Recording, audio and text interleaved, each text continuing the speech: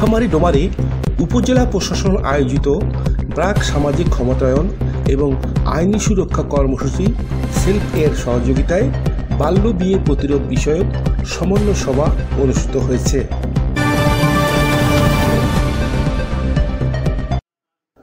মঙ্গলবার ২৮শে মে সকাল ১১টায় ডোমার উপজেলা পরিষদ হলরুমে অনুষ্ঠানের সভাপতিত্ব করেন ডোমার উপজেলা সহকারী কমিশনার ভূমি জান্নাতুল ফেরদৌস হ্যাপি।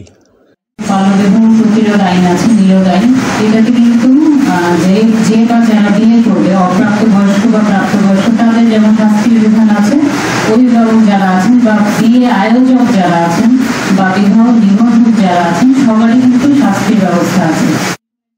ব্র্যাক সামাজিক ক্ষমতায়ন ও আইনি সুরক্ষা কর্মসূচি সেলফ এর জেলা ম্যানেজার উত্তম কুমার বিশ্বাসের সঞ্চালনায় অতিথি হিসাবে ডোমা থানার অফিসার ইনচার্জ মহসিন আলী, উপজেলা মাধ্যমিক শিক্ষা কর্মকর্তা শাকিরিনা বেগম, মহিলা বিষয়ক কর্মকর্তা নুরুন্নাহার শাহজাদি, ডোমার বহুমুখী উচ্চ বিদ্যালয়ের প্রধান শিক্ষক রবিউল আলম, ইউনিয়ন পরিষদের চেয়ারম্যান মমিনুর রহমান, নারী নেত্রী আসমা সিদ্দিকা বেবি, ব্র্যাক সামাজিক ক্ষমতায়ন আইনি সুরক্ষা কর্মসূচি সেলফ এর উপজেলা ম্যানেজার লতিফুল ইসলাম প্রমুখ বক্তব্য রাখেন। পিতামাতাকে বাদ দিয়ে ছেলের সাথে টিকটক বা এটার থেকে উৎসাহিত হয়ে সে করে পালাচ্ছে। পালানোর পর ওর বাবা মা আবার আশা করতেছে কি এটা মামলা করতেছে। যে কথাগুলো এসছে আমরা কর্মকর্তা কথা বলেছে, সব কথারই আসলে মূল কথা হচ্ছে যে সচেতনতা।